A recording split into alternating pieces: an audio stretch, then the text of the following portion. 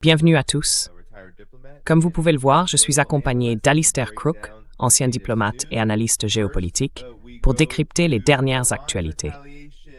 D'abord, parlons de la riposte de l'Iran au cours des dernières 24 heures, qui a été massive. Selon le CENTCOM, des dizaines de cibles en Iran ont été frappées. L'Iran a réagi de manière spectaculaire. Voici les cibles touchées ces dernières 24 heures. Parmi les plus marquantes, selon Téhéran, au moins 3 soldats américains auraient été tués au Koweït lors de ces frappes. Environ 3 missiles balistiques auraient atteint un système de missiles Attack-MS et un système HIMARS pendant ces attaques. L'agence Fars News rapporte également qu'en Jordanie, la base aérienne du prince Hassan aurait été complètement détruite par des missiles balistiques et des drones. Des réservoirs de carburant, des dépôts de munitions et plusieurs grands entrepôts de stockage de missiles ont été mis hors service.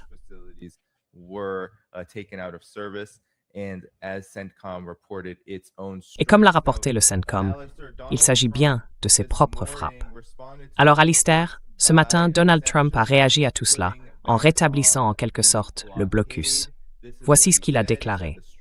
Il a dit que le détroit est ouvert et qu'il le restera, avec ou sans l'Iran. Il a annoncé le rétablissement du blocus iranien, affirmant qu'il allait être le gardien, le gardien du détroit d'Ormuz.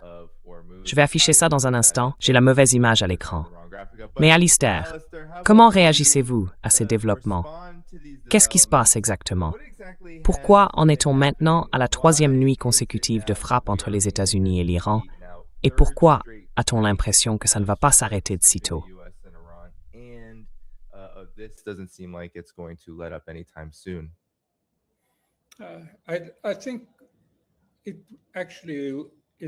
Je pense que c'est typiquement une manœuvre à la Trump. Pendant les funérailles, les commémorations, je crois qu'il s'est dit qu'il pouvait tenter un coup rapide. Il a dû se dire que la direction iranienne serait forcément absorbée par ces immenses cortèges, ces processions extraordinaires. En plus, tout ça était très complexe. Ça s'étendait d'une ville à l'autre, puis jusqu'en Irak. Donc, à mon avis, il a imaginé que l'Iran avait baissé la garde et il a voulu en profiter pour passer discrètement une opération. La marine américaine a alors aligné plusieurs navires. L'un était un méthanier, les autres des pétroliers ordinaires. Et ils ont annoncé qu'ils allaient traverser ce qu'ils appellent le canal américain, autrement dit, le détroit d'Oman, en longeant les eaux territoriales omanaises jusqu'à la mer d'Oman.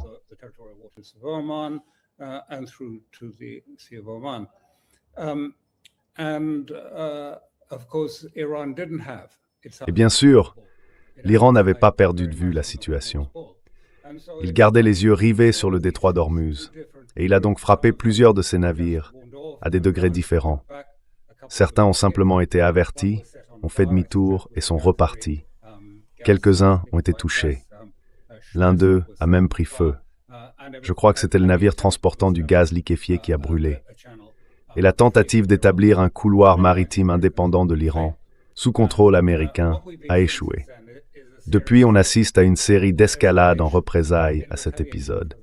Trump était manifestement furieux que sa tentative ait échoué. C'était censé être l'un de ses succès rapides.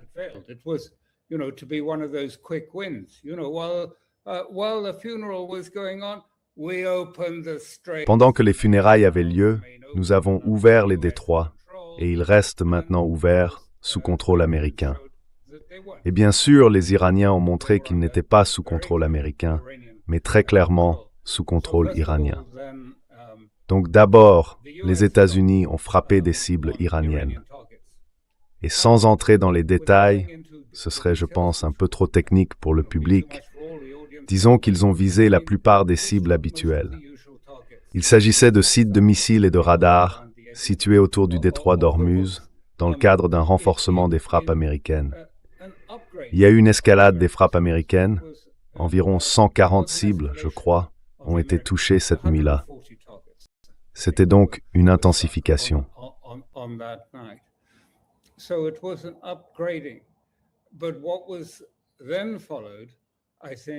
Mais ce qui a suivi ensuite, je pense, a vraiment surpris les Américains.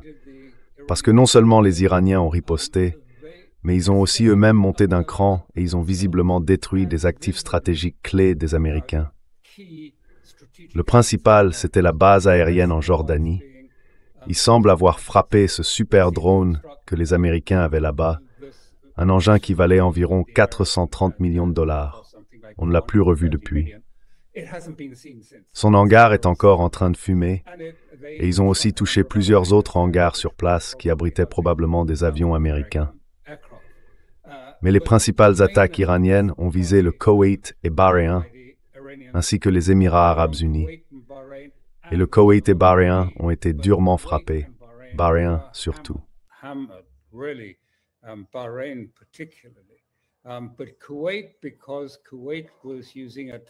Mais le Koweït, parce que le Koweït utilisait des missiles d'attaque basés au sol contre l'Iran, et il semble que les Iraniens aient détruit la plupart de ces missiles.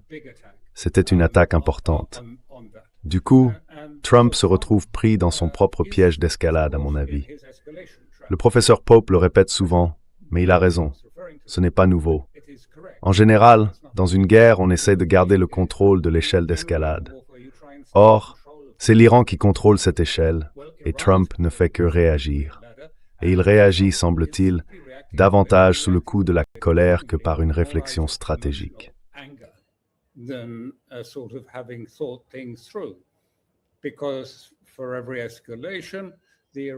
Parce qu'à chaque fois qu'il y a eu une escalade, les Iraniens ont répondu en escaladant encore davantage, et ça continue depuis plusieurs jours.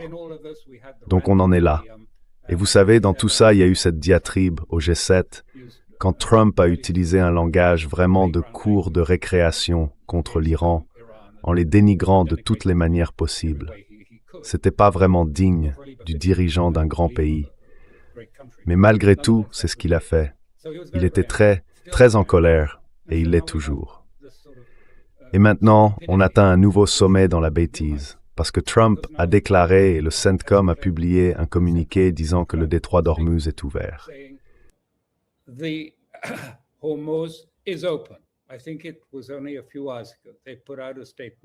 Je crois que c'était il y a seulement quelques heures qu'ils ont publié un communiqué disant que le détroit d'Ormuz est entièrement ouvert, même s'il y a de sérieuses inquiétudes concernant la sécurité dans la zone.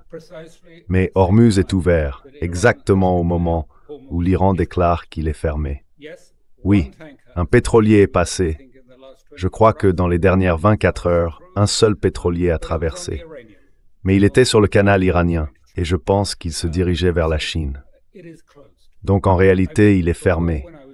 Avant, quand on me demandait si c'était ouvert ou fermé, je répondais que c'était les deux. Les deux à la fois, dans le sens où c'était jusqu'à un certain point ouvert aux alliés de l'Iran, mais très clairement fermé aux adversaires, qu'ils soient des États du Golfe, européens ou américains.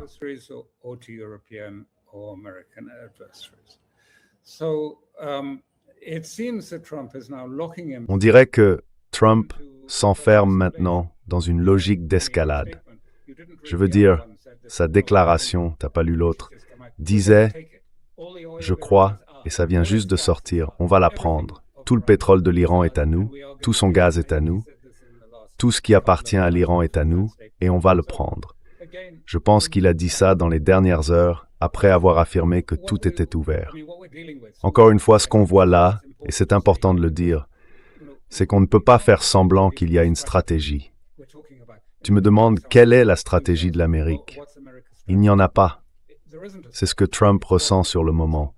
Et clairement, il est très tendu à propos de cette affaire iranienne, parce qu'il regarde les sondages.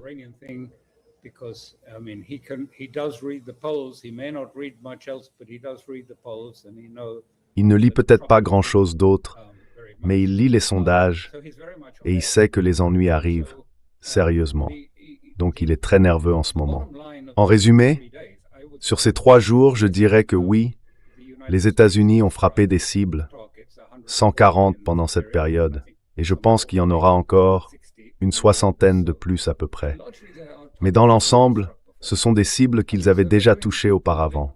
Autrement dit, ils causent, oui, des dégâts, mais les Iraniens, eux, infligent des dommages bien plus graves et bien plus stratégiques aux États-Unis au Koweït, à Bahreïn et en Jordanie, surtout en Jordanie en ce moment, et même au large d'Oman, puisqu'ils ont aussi détruit le dépôt de ravitaillement américain qui servait aux 2 porte-avions déployés dans la région.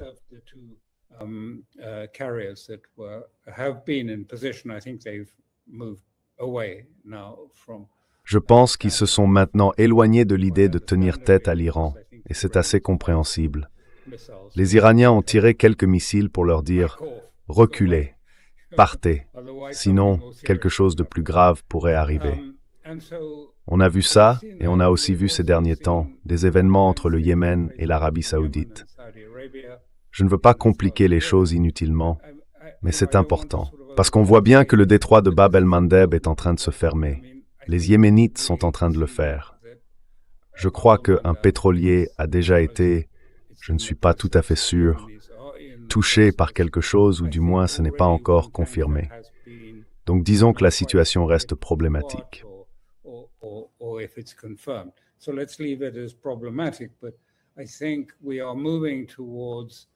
Mais je pense qu'on se dirige vers le plan B. Vous savez, le détroit d'Ormuz est fermé et Bab el-Mandeb est en train de se fermer aussi. Donc l'Iran contrôle clairement l'échelle de l'escalade, disons-le bien, et il monte les marches. Et il semble, et je le crois vraiment, que ce n'est pas pour des raisons géopolitiques à proprement parler, mais plutôt pour des raisons politico-émotionnelles. Il veut paraître dur, il veut donner l'image que les États-Unis agissent avec fermeté, parce que tout ça tourne autour des élections de mi-mandat et de sa propre perception. Et vous savez, il faut replacer ça dans un contexte plus large. Presque tous les projets de Trump en ce moment rencontrent des difficultés, certains même des difficultés assez sérieuses.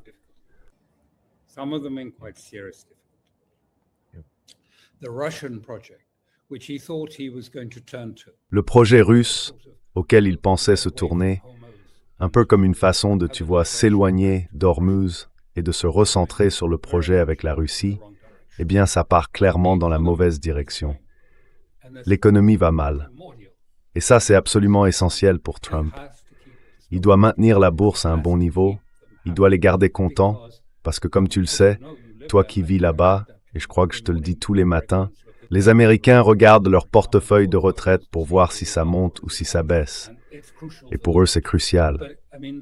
Mais tout ça devient de plus en plus fragile, l'économie et donc aussi la relation avec la Chine, ainsi qu'avec la Russie, en ce qui concerne, tu vois, encore plus de sanctions et tout le reste.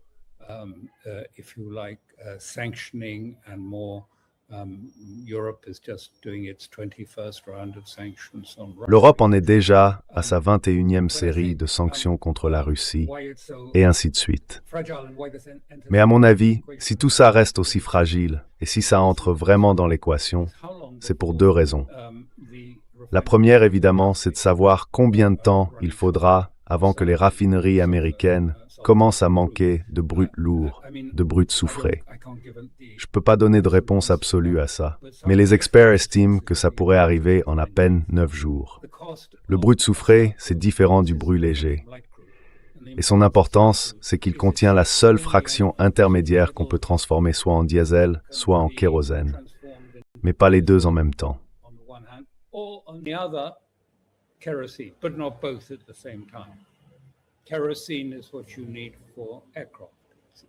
Le kérosène, c'est ce qu'il faut pour faire voler les avions. Et en ce moment, il en manque cruellement. Les États-Unis, bien sûr, ont du pétrole qui vient du fracking, des champs de fracturation du Permien. Mais c'est du pétrole léger. On ne peut pas en tirer du diesel, ça ne se raffine pas comme ça. Le pétrole lourd, lui, vient soit du Venezuela, soit du Moyen-Orient, mais il n'y en a presque plus. J'ai vu les chiffres et la différence est énorme. Le coût du pétrole lourd que les raffineries doivent payer est tellement élevé que produire du diesel n'est plus rentable. L'écart est énorme. Je crois qu'ils payent des centaines de dollars pour ce pétrole lourd, mais ils ne vont jamais récupérer ça. Et bien sûr, Trump essaye de maintenir artificiellement le prix du diesel et de l'essence à un niveau bas.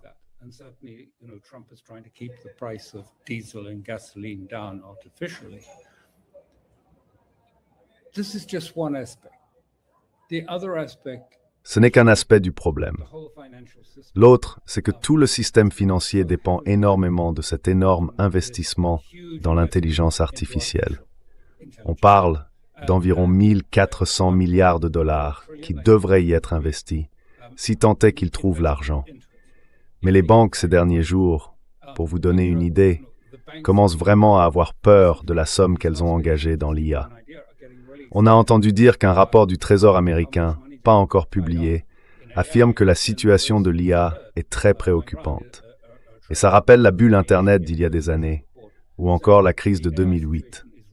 Sauf que cette fois, c'est pire, parce que l'IA est beaucoup plus profondément ancrée dans toute l'économie que ne l'était la bulle des dot-com.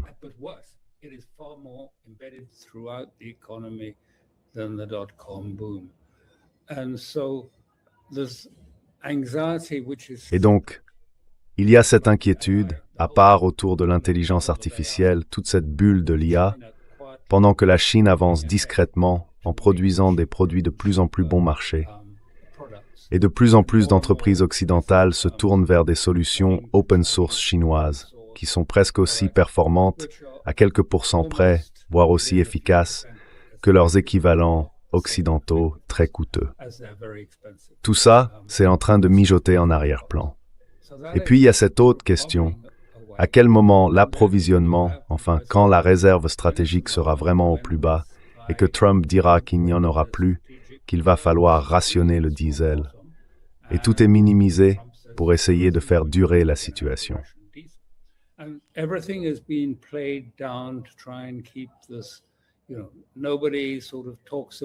Vous savez, personne n'en parle vraiment. Les médias n'y font pas référence. C'est toujours le marché va bien, l'économie va bien, tout monte, c'est solide. Les prix du pétrole baissent. Oui, les prix du pétrole baissent. Exactement.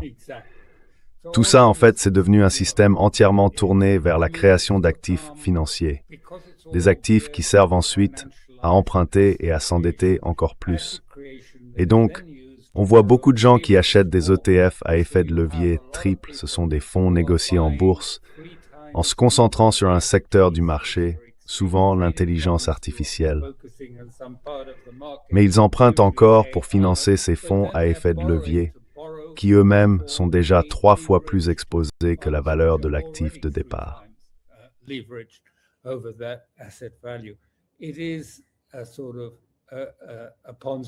C'est une sorte de système de Ponzi. Il faut y injecter toujours plus d'argent pour le maintenir à flot. Les banques, maintenant, retirent de l'argent et essayent de le répartir ailleurs. Elles le présentent joliment, mais en réalité, les banques américaines le disent avec beaucoup de diplomatie. Elles expliquent qu'elles cherchent à diversifier le risque de leurs grands fournisseurs de crédit, pour le diffuser un peu parmi les plus petits clients qui voudraient prendre une part du crédit lié à l'intelligence artificielle. C'est incroyable. Alors, combien de temps ça peut durer, cette escalade? Je ne pense pas que Trump ait les moyens de mener un vrai conflit avec l'Iran. S'il le fait, les États-Unis le perdront. Mais s'il continue avec ses opérations de représailles, là aussi, combien de temps ça peut tenir?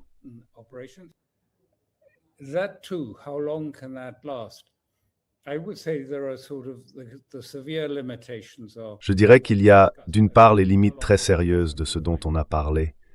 Je veux dire, combien de temps avant qu'on se rende compte que, par exemple, les camions de livraison n'ont plus de diesel, que les agriculteurs n'en trouvent plus non plus? Combien de temps ça va prendre? Eh bien, il faudrait poser la question à un spécialiste du marché pétrolier. Mais d'après ce que j'entends, ce ne serait pas long du tout. Et puis, il y a autre chose, beaucoup plus difficile à mon avis.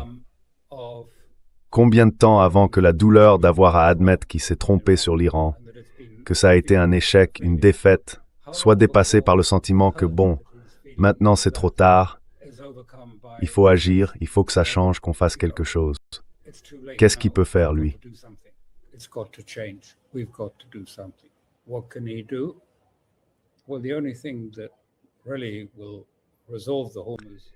Eh bien, la seule chose qui pourra vraiment régler la question du détroit d'Ormuz, c'est d'accepter enfin une réalité simple.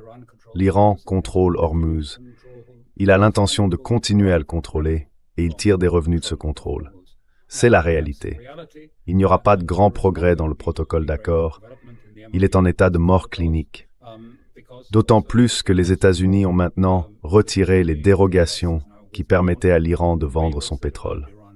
Heureusement pour l'Iran, plusieurs de ces pétroliers ont pu passer cette semaine-là, alors qu'ils étaient bloqués dans le détroit.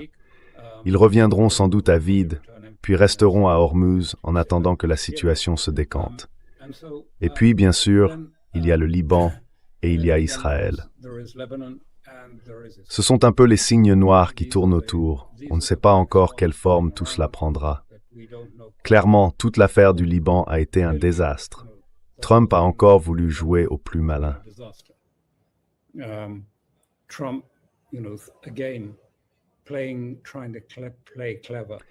Ils essayaient de faire les malins, pendant que Vance tentait de mettre en place une sorte de mécanisme de coordination pour le Liban, qui incluait l'Iran, enfin quand je dis l'Iran, je parle du corps des gardiens de la Révolution, ainsi que le Qatar et d'autres. Et puis à Washington, Rubio a réuni les 3 ambassadeurs du Liban, des États-Unis et d'Israël pour rédiger un document qui contredit complètement le protocole d'accord, et en plus qui va à l'encontre de la constitution libanaise. Donc, il est inapplicable et n'a aucune valeur réelle. Mais malgré tout, bien sûr, Netanyahou s'est emparé de ce texte comme d'une bouée de sauvetage que Rubio lui aurait lancée, en disant « Oui, on ne partira jamais ». Le ministre de la Défense, Katz, le répète d'ailleurs tout le temps.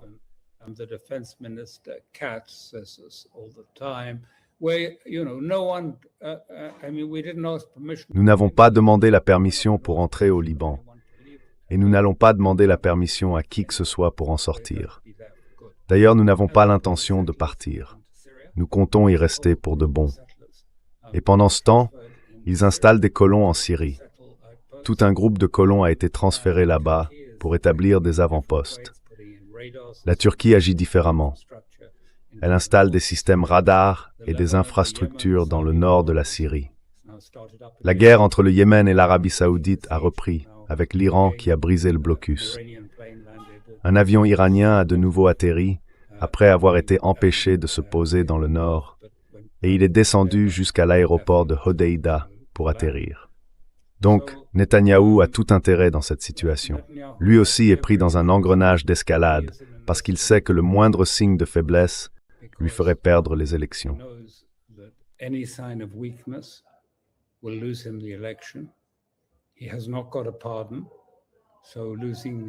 Il n'a pas obtenu de grâce, donc perdre l'élection pourrait signifier aller en prison, parce qu'il fait face à des accusations de corruption, des accusations anciennes. Et la seule raison pour laquelle il n'a pas encore été jugé sur ces affaires, c'est qu'il est toujours Premier ministre. Donc s'il perd l'élection, c'est très grave pour lui. Il y a donc une énorme crise en Israël, une crise vraiment majeure, parce qu'il nomme à des postes clés des personnes de son entourage, ses proches, souvent plus modérés, en écartant certains éléments plus radicaux. Son propre parti, le Likoud, n'apprécie pas du tout cette situation. Mais plus important encore, il a déclaré, ou du moins le parti a déclaré, qu'il n'était pas obligé de se soumettre aux décisions de la Cour suprême. Et beaucoup de personnalités influentes en Israël prennent cela très au sérieux.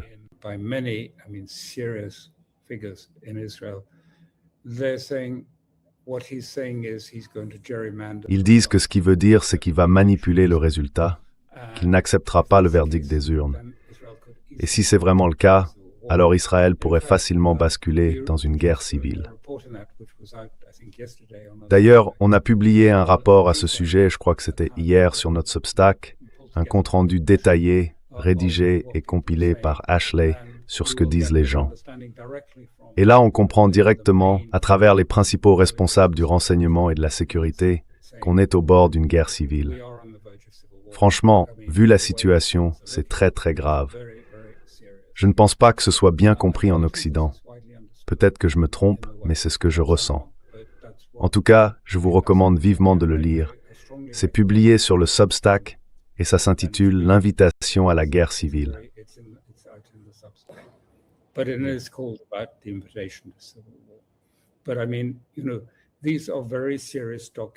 Mais enfin, vous savez, ce sont des documents très sérieux, et pourtant, personne n'y prête vraiment attention. À Washington, comme en Europe, tout le monde continue comme si de rien n'était, sans regarder les problèmes en face. Et pendant ce temps, la tension monte avec la Russie. Elle monte aussi ici, avec l'Iran. Ce que beaucoup ne voient pas, c'est que Trump, à cause de sa personnalité, de ses traits de caractère, risque bien de continuer à chercher l'escalade. Et Netanyahou, lui, fera tout ce qu'il peut pour ramener Trump vers une guerre totale contre l'Iran. Et les Iraniens, eux, répondront de manière très forte, avec de nouvelles façons de mener la guerre, de nouvelles armes, de nouvelles tactiques qu'on n'a encore jamais vues. On ne sait pas encore exactement de quoi il s'agit. Il laisse entendre certaines choses, mais pour l'instant, ce ne sont que des indices.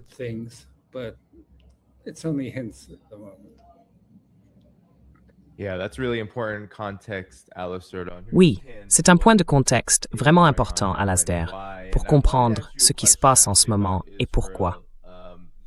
Et justement, je voulais te poser une question à propos d'Israël. Tu sais, Al Jazeera a publié un article explicatif sur ce qui distingue cette escalade particulière. Un des points qu'ils avancent, et avec lequel je ne suis pas d'accord, c'est qu'ils affirment que les deux camps font preuve de plus de retenue que lors de la première phase. Mais la question que je voulais te poser, c'est qu'ils indiquent qu'Israël n'a pas été une cible dans cette dernière escalade. Et de l'autre côté, Israël, ou les États-Unis du moins, affirment qu'Israël n'est pas impliqué dans cette nouvelle escalade.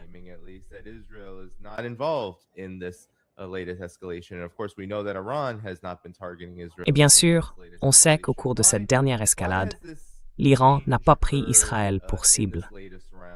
À votre avis, pourquoi ce changement dans cette nouvelle phase? Parce que certaines personnes dans le public ont été assez frustrées qu'Israël ne soit pas visé par l'Iran. En grande partie parce qu'Israël a accueilli beaucoup d'équipements militaires américains ces dernières semaines.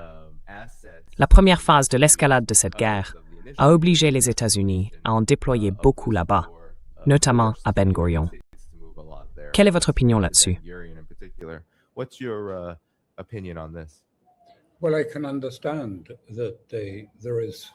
Je peux comprendre qu'il y ait de la frustration.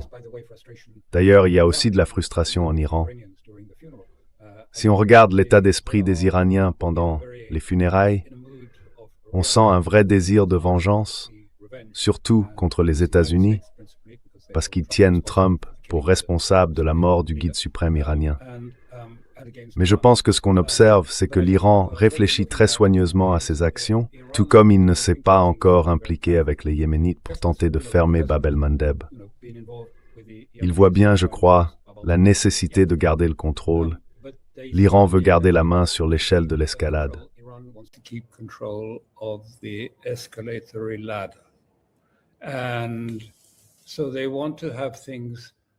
Ils veulent donc avoir des moyens qu'ils pourront utiliser au bon moment pour changer complètement le cours du conflit. Et ils sont tout à fait prêts à frapper Israël. Vos auditeurs ne doivent en avoir aucun doute. Tout est préparé, tout est prêt. Ils disposent, d'après ce que je comprends, de missiles et de nouvelles armes que nous n'avons pas encore vues. Et Israël le sait aussi. L'Amérique, je pense, essaye non seulement d'entrer dans ce jeu de représailles avec l'Iran, en espérant que ça forcera un changement de position de la part de Téhéran, même si, à vrai dire, tout le monde pense que ça n'arrivera pas. Quand je dis tout le monde, je veux dire même à Washington, personne ne croit vraiment que l'Iran va céder aux exigences de Trump.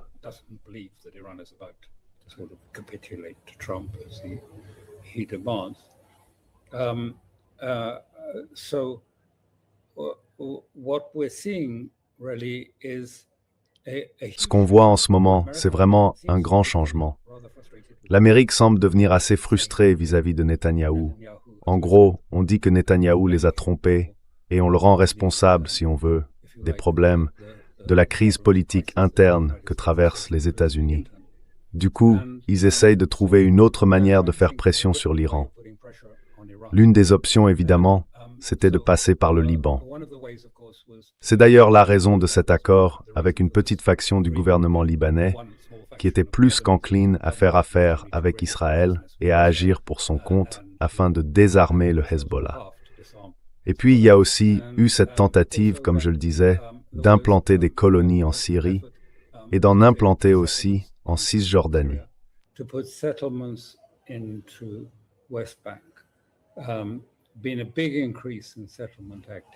Il y a eu une forte augmentation de l'activité de colonisation, mais les Palestiniens sont peu à peu repoussés vers, disons-le franchement, des camps de concentration. Enfin, ils appellent ça autrement, mais ce sont en réalité des zones clôturées, des sortes de communautés sécurisées. Et puis il y a l'Irak et il y a le Yémen. Et l'Irak, c'est crucial, vraiment crucial. Je pense que c'est là qu'on a vu cette incroyable démonstration de ce que j'appellerais non pas la puissance iranienne, parce que ce mot a une connotation trop militaire, mais une force civilisationnelle, une force, une profondeur, une histoire civilisationnelle très claire. Et tout cela s'est manifesté à une échelle qu'on n'avait encore jamais vue, avec des millions de personnes qui ont fini par y participer.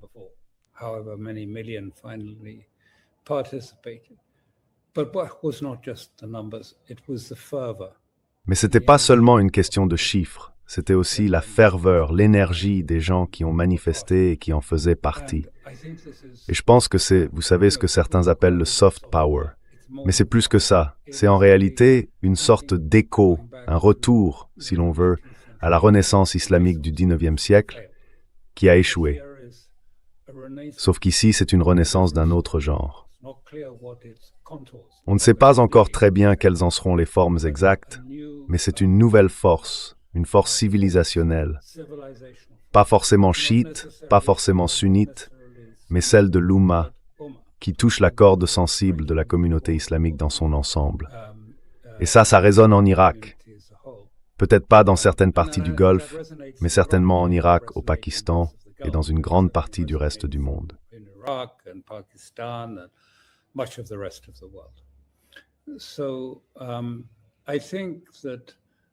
Je pense qu'en ce moment, l'Iran joue cette partie avec beaucoup de clairvoyance. Il voit bien que les élections en Israël approchent, en octobre, je crois, le 10 ou quelque chose comme ça. Elles doivent avoir lieu avant le 11. Donc, les élections arrivent en Israël et les élections de mi-mandat approchent aussi aux États-Unis. Et je pense qu'ils perçoivent qu'il y a d'énormes changements en cours dans le monde et que la dynamique de ce changement va dans le sens de l'Iran. Il y a d'ailleurs un vieux proverbe chinois qui ne parle pas beaucoup à l'esprit occidental. Je ne me souviens plus exactement de la formule, tu la connais sûrement mieux que moi. C'est l'idée d'agir par la non-action. Je ne sais pas si tu as les bons mots chinois pour ça, mais c'est une façon de penser très profonde.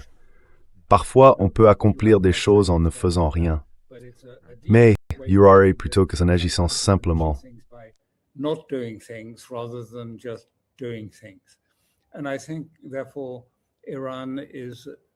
Et je pense donc que l'Iran réfléchit très sérieusement à ce qu'il pourrait obtenir en agissant contre Israël en ce moment. D'abord, une telle action nous engagerait davantage sur plusieurs fronts. Nous avons deux principaux leviers que le Guide suprême rappelle sans cesse. Le premier, c'est le détroit d'Ormuz. Ormuz, c'est notre force, comme ils le disent souvent, notre arme atomique. Et puis, bien sûr, il y a le Liban, parce que les Israéliens s'en sortent mal. Ils sont en difficulté au Liban.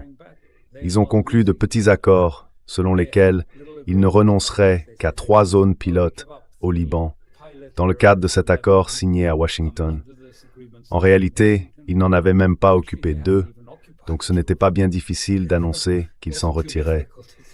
Et ils subissent de lourdes pertes. L'armée israélienne elle-même dit qu'elle ne pourra pas tenir, que ça ne va pas fonctionner. On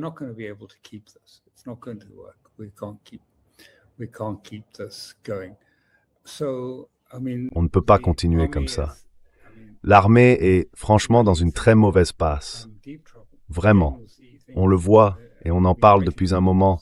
Même l'armée elle-même dit qu'il lui faudrait 7 ou 8 fois les effectifs de Tsahal pour gérer ce qu'elle doit gérer aujourd'hui. Pas une armée, mais 8. Alors forcément, le moral, tout ça, c'est compliqué. Comment ça va évoluer? Et puis, il y a eu Rahm Emanuel qui est allé en Israël et qui a dit Je ne sais pas encore si je vais me présenter à la présidentielle, mais je peux vous dire une chose, Israël, il va falloir changer. Beaucoup, beaucoup, beaucoup, si je deviens président. Vous ne pouvez pas continuer comme ça. Il faudra revenir à quelque chose qui ressemble à ce que vous étiez avant.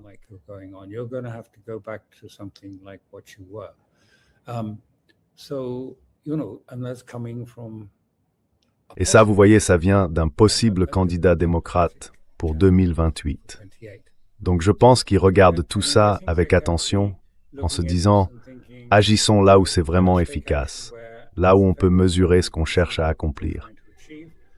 Et parfois, ne rien faire, c'est aussi une stratégie. Vous savez, cette vieille tradition napoléonienne, ne faites pas de bruit quand votre ennemi est en train de commettre une erreur. Ne le dérangez pas pendant qu'il fait de grosses bêtises. Les Chinois, d'une certaine manière, s'inscrivent assez bien dans cette logique napoléonienne. Quand on voit son adversaire faire des erreurs stratégiques, on reste silencieux et on le laisse faire. Et je pense que ça joue aussi un rôle ici.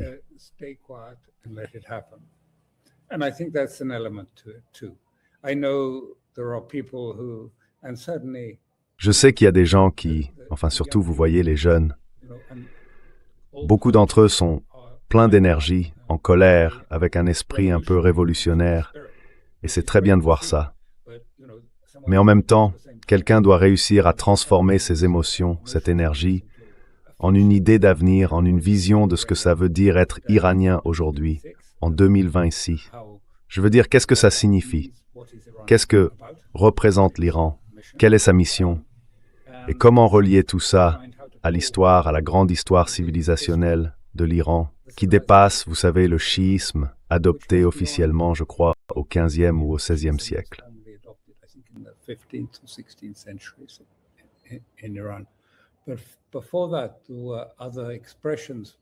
Mais avant ça, il y avait d'autres expressions qui peuvent aussi résonner très fort, parce qu'elles sont profondément ancrées dans le chiisme. Je pense à cette idée de la lumière et des ténèbres, à l'héritage zoroastrien que les Iraniens ont eu et qu'ils ont encore en partie aujourd'hui. C'est une lutte entre la lumière qui élève, qu'on cherche, vers laquelle on avance, et les forces sombres qu'on voit se manifester trop clairement en Occident en ce moment. Je crois que cette tension-là, ces forces qui nous tirent vers le bas, au lieu de nous pousser à regarder vers la lumière, c'est quelque chose qui dépasse tout ça. C'est présent dans l'islam chiite, bien sûr, mais ça le transcende aussi. C'est une idée que même les Occidentaux peuvent comprendre et se dire, voilà, c'est important. C'est peut-être une voie pour sortir du piège nihiliste dans lequel on s'enfonce sans cesse. Cette descente, cette corruption, cette avidité, ce matérialisme, ce mensonge d'un certain establishment.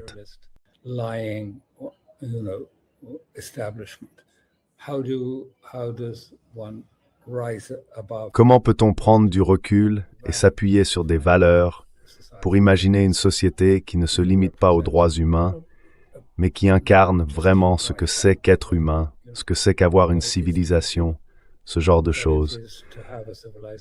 Alors je pense que, c'est une réponse un peu longue à votre question sur pourquoi l'Iran n'attaque pas Israël en ce moment.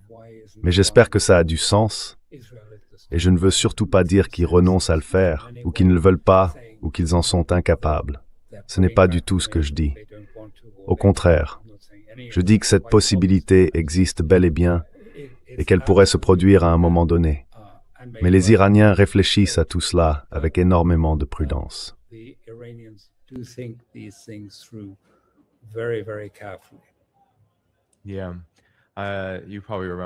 Oui, vous vous souvenez sans doute de l'ancien président chinois Jiang Zemin, celui qui avait lancé la formule « Cache ta force, attends ton heure ».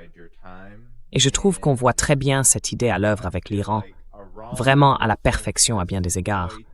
Le pays cache sa puissance, puis la montre quand le moment est venu. Et puis il y a Donald Trump. Je vais vous faire écouter un extrait. C'était sa réaction aux événements du week-end.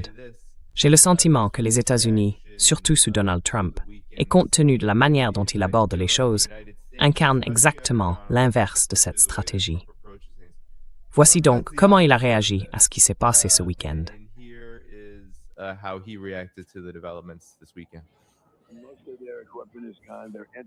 La plupart de leur équipement a disparu. Leurs armes antiaériennes aussi. On les a frappés très fort la nuit dernière. À chaque fois qu'ils envoient un drone, on les frappe très fort. On avait un accord, mais personne ne le sait. On avait un accord, c'était conclu. Et puis, ils le rompent toujours. On a eu 10 accords avec ces gens-là. Alors maintenant, on va simplement les frapper très fort.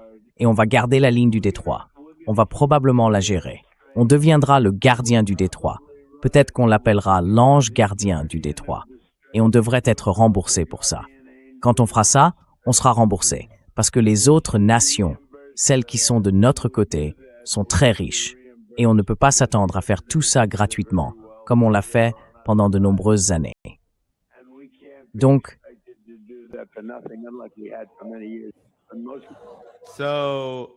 Trump et les États-Unis vont devenir les gardiens du détroit.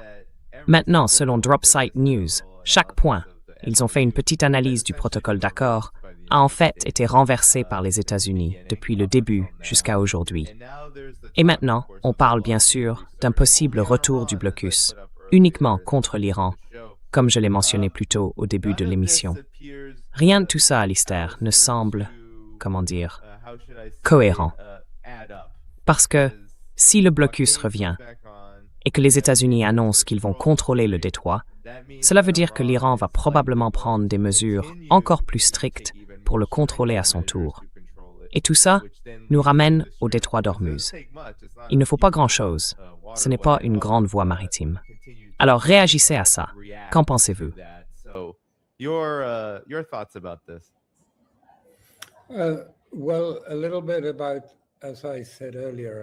Eh bien, comme je le disais tout à l'heure, je pense qu'on a affaire à un homme vraiment au bord du gouffre. Il pensait qu'il obtiendrait un accord assez facilement, parce qu'il a complètement mal compris l'Iran, et aussi parce que les Israéliens lui ont transmis leurs renseignements, qu'il croyait fiables, alors qu'en réalité, c'était une énorme erreur, une grave faute, l'un des grands échecs du renseignement de cette période. Ces informations laissaient entendre que l'Iran n'était qu'un château de cartes, qui suffirait d'un simple souffle pour que tout s'effondre. Donc je pense qu'il est en train de s'engager dans une forme d'autodestruction.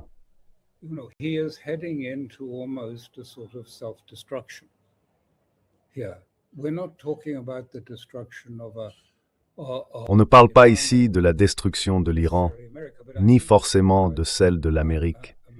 Mais je pense qu'on parle d'un homme qui a des traits psychologiques très particuliers, au point qu'il est incapable de reconnaître qu'il a eu tort. Il doit toujours trouver quelqu'un d'autre à blâmer. C'est forcément la faute d'un collègue ou de quelqu'un d'autre. Mais il faut qu'il y ait un responsable. À chaque fois que quelque chose tourne mal, il rejette la faute sur quelqu'un. Il a donc ce caractère, cette personnalité, et avec les Iraniens qui l'ont délibérément piégé dans une spirale d'escalade, on arrive maintenant à un point de véritable autodestruction. Parce que très probablement, tout cela va le détruire, politiquement et dans les urnes. Et la question, c'est est-ce qu'il a assez de recul sur lui-même pour s'en rendre compte?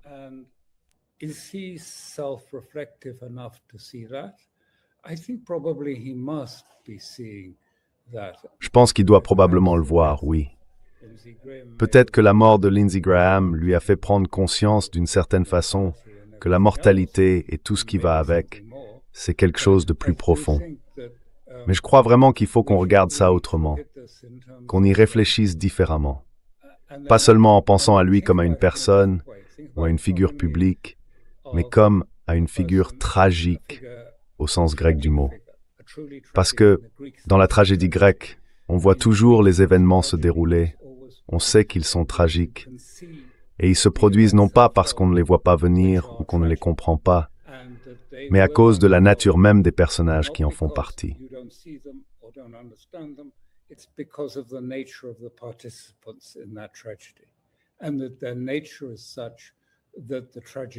Et que leur nature est telle que la tragédie doit arriver, et qu'elle arrivera. C'est ça, la nature de la tragédie grecque. Et je pense que ce qu'on voit aujourd'hui, c'est la tragédie de Donald Trump. Sa nature est telle, les conditions dans lesquelles il s'est lui-même placé, pour des raisons qu'on ne comprend pas encore très bien. Je veux dire, Tucker Carlson nous a dit plusieurs fois qu'il lui avait parlé, qu'il l'avait prévenu qu'il allait se détruire publiquement, se détruire de bien des façons. Et vous savez, le danger pour Trump est immense. Quand je parle d'autodestruction, évidemment, si les démocrates font un grand bond en avant à la Chambre, il y aura forcément toutes sortes de procédures judiciaires lancées contre lui.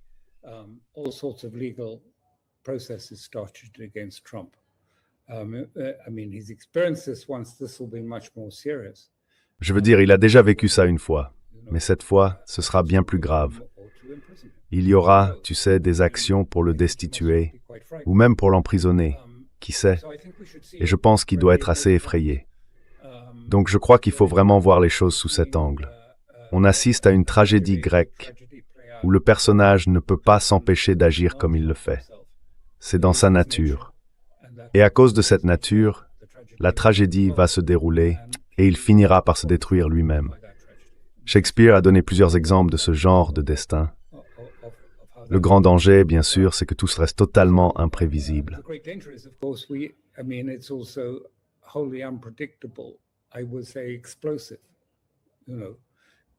Je dirais explosif. Vous savez, c'est le genre de moment où, disons, le roi, l'empereur s'autodétruit. On n'a aucune idée des forces, des énergies que ça va libérer. On ne sait pas quelles en seront les conséquences. On ne sait pas non plus ce que ça fera à l'économie. Et l'économie, comme vous le savez, certains diront qu'elle est solide, qu'elle tiendra le choc, que tout ira bien. Eh bien, moi je ne suis pas d'accord. Je pense au contraire que l'économie est assez fragile et que celle de l'Europe l'est encore plus. Donc, on ne sait pas du tout ce qui va en sortir. C'est comme ça que je vois les choses, plutôt que de me demander ce qu'il va faire ou ce qui va se passer. À mon avis, il a déjà créé les conditions pour que tout ça se déroule maintenant. Et probablement que Netanyahou a lui aussi créé les conditions pour que ça se produise.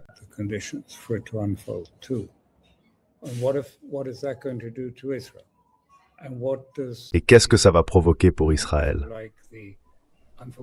Et puis si on regarde le déroulement de cette tragédie qui lie Israël et l'Amérique, comment tout ça va se répercuter au final sur la politique américaine? Et comment... Enfin, je trouve ça tellement difficile à appréhender.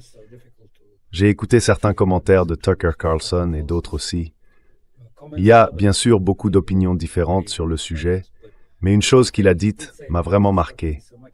Il a dit, écoutez, même si au fond, les deux partis sont comme Tweedledum et Tweedledee, et qu'il n'en sortira jamais grand-chose, même si on créait un troisième parti, est-ce qu'il serait vraiment possible de défaire les tendons, les muscles et les ligaments de la technologie et de l'argent qui maintiennent ces deux partis ensemble, unis comme un seul et même parti?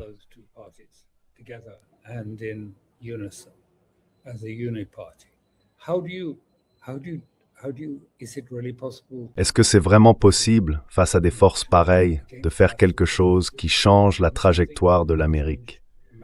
Je ne suis pas américain, je suis à des kilomètres de là, mais toi tu es sur place, donc tu as sans doute une meilleure compréhension de tout ça. Mais j'ai trouvé que ce qu'il disait allait au-delà du fait que, tu vois, Tucker soit quelqu'un qu'on aime ou qu'on n'aime pas. C'est une remarque importante. Le système est tellement rigide, tellement acheté et tellement contaminé par les failles des médias et de la technologie dans toute sa structure. Est-ce qu'il peut vraiment évoluer quand les circonstances changent? J'espère que oui.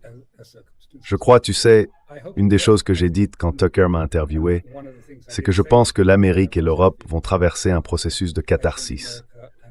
On va passer par une sorte de destruction constructive.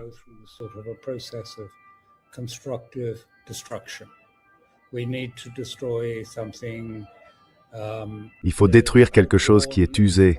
C'est le moment, ça ne remplit plus sa fonction comme ça a pu le faire autrefois. Et il faut qu'on regarde vers de nouvelles pousses, vers du renouveau. Mais on ne les voit pas encore parce que, pardon, il y a une sirène qui passe. Oui, c'est très approprié vu le sujet dont on parle.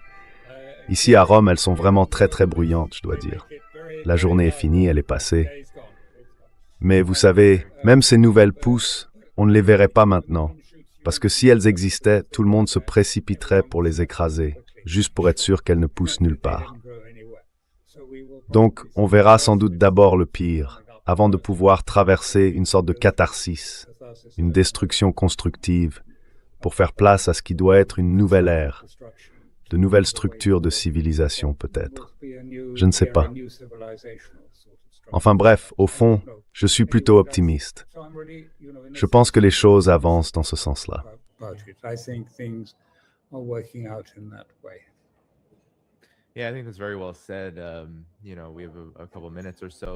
Oui, je trouve que c'est très bien dit.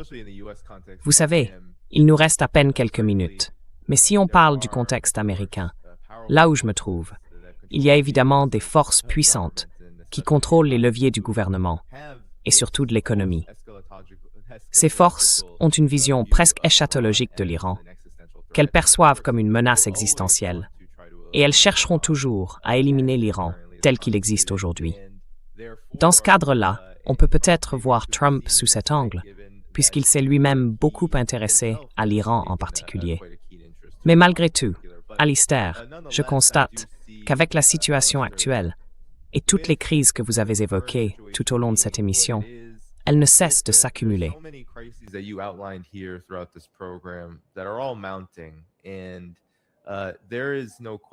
Et il ne fait aucun doute que, contrairement à d'autres périodes, prenons par exemple le cas de la Syrie, certaines personnes s'inquiètent vraiment qu'un scénario similaire puisse se produire avec l'Iran. Parce que cette guerre sera longue, parce qu'il y a une forte dynamique qui pousse à poursuivre l'escalade sans se soucier des conséquences ni même des limites. Mais malgré tout, plus le conflit dure, plus l'équilibre devient fragile et plus l'Iran devient vulnérable. Je dirais que les funérailles auxquelles les Iraniens ont participé la semaine dernière montrent quelque chose de très important à mes yeux.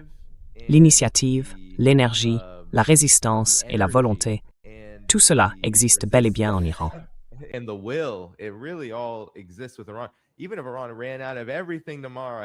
Même si l'Iran se retrouvait demain complètement à court de tout, sans aucun moyen de se défendre, il n'y aurait toujours pas, disons, de voie vers une soi-disant victoire pour les États-Unis, ni dans la situation actuelle, ni à moyen ou long terme. Donc, pour les États-Unis, ces crises qui s'accumulent, que ce soit la situation économique ou le fait que, vous savez, la moitié de la population a moins de 35 ans et vit encore chez ses parents, eh bien, c'est à ce point-là que l'économie américaine va mal. Et ça ne va faire qu'empirer. Et vous savez, ces chiffres viennent du Wall Street Journal, de la Réserve fédérale de, je ne sais plus, Cleveland, Philadelphie, peu importe. Mais en tout cas, c'est bien là que le problème se situe.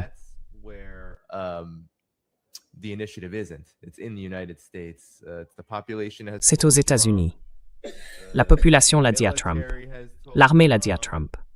Les médias, pendant longtemps, l'ont dit à Trump aussi. Puis, pendant le protocole d'accord, il disait qu'il était trop mou, trop conciliant. Mais avant ça, une grande partie des médias lui disaient déjà que c'est une mauvaise idée. Malgré tout, comme tu l'as dit, c'est une tragédie. Et ça continue, parce qu'il y a manifestement quelque chose de plus grand derrière tout ça. Et pour Trump aussi, il y a ce mélange entre quelque chose de plus vaste et la dimension émotionnelle, qui il est, son ego, son prestige, tout ce qu'il prend tellement à cœur. Tout ça se combine pour créer, on pourrait dire, une sorte de tempête parfaite. Mais je te laisse le mot de la fin sur cette situation. Et n'oublie pas de parler de ton Substack.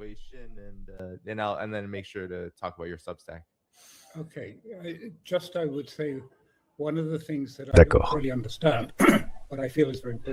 Je dirais que l'une des choses que je ne comprends pas vraiment, mais que je trouve très importante, c'est que on parle souvent de fin eschatologique quand on parle d'Israël, parce qu'il y a là une sorte d'élément messianique, et cet élément messianique est bien présent.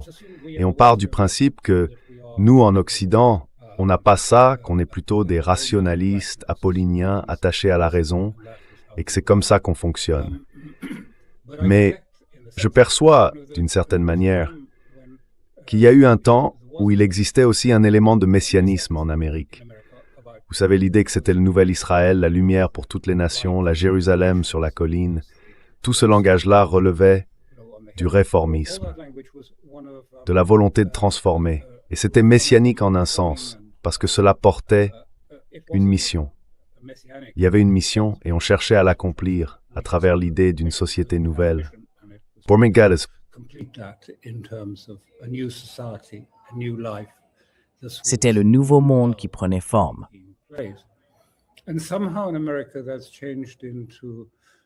et d'une certaine façon, en Amérique, tout ça s'est transformé en une sorte de manichéisme. Ce n'est plus, tu vois, le langage du monde pré-islamique, du zoroastrisme, avec cette idée d'un jeu entre la lumière et l'obscurité. Non, c'est devenu quelque chose de très littéral, le bien contre le mal, le noir contre le blanc. Je me souviens, c'était frappant à l'époque. Je crois que c'était à Prague, quand Biden a pris la parole. Il était là devant le Liberty Hall, avec ce fond rouge profond, et il disait que Poutine était le mal, que la Russie était le mal. Et là, tu viens de lire une déclaration de Trump qui dit exactement la même chose à propos de l'Iran. Ces gens sont le mal, ils sont ceci, ils sont cela. Franchement, je ne sais pas quand cette façon de penser est entrée dans la culture américaine.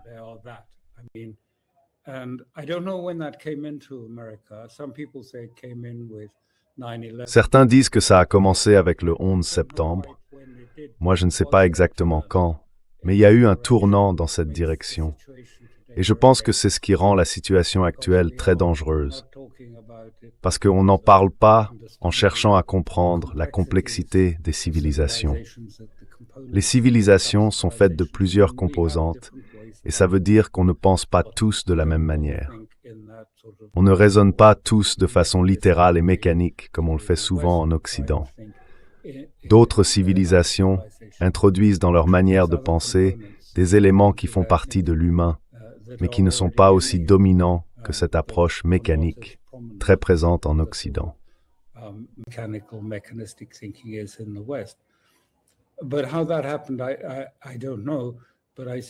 Mais comment c'est arrivé, je ne sais pas. Ce que je vois en revanche, c'est le danger. Mais comme je le dis, je pense toujours qu'on est dans un processus de catharsis. On va devoir le traverser. Ce sera douloureux pour nous tous, mais c'est nécessaire. Et à la fin, il en sortira, je l'espère, une nouvelle vision, disons civilisationnelle, qui finira par se concrétiser. Donc je reste assez optimiste. Même si je vois tous les signes d'une destruction imminente, ou du moins possible, j'ai quand même le sentiment qu'on peut apercevoir une forme de lumière, pas encore assez forte pour nous éclairer pleinement, mais elle est là.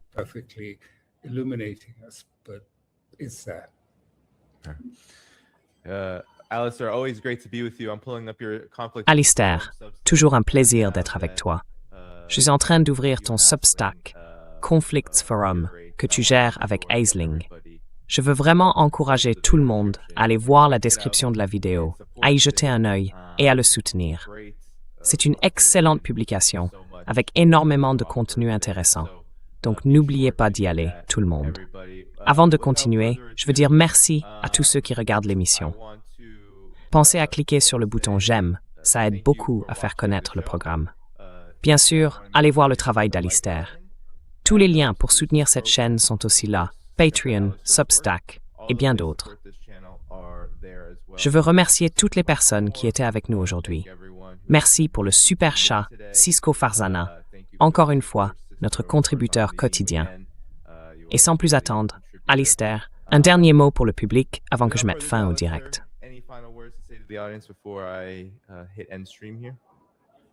Rien de plus à ajouter, j'en ai sans doute déjà assez dit.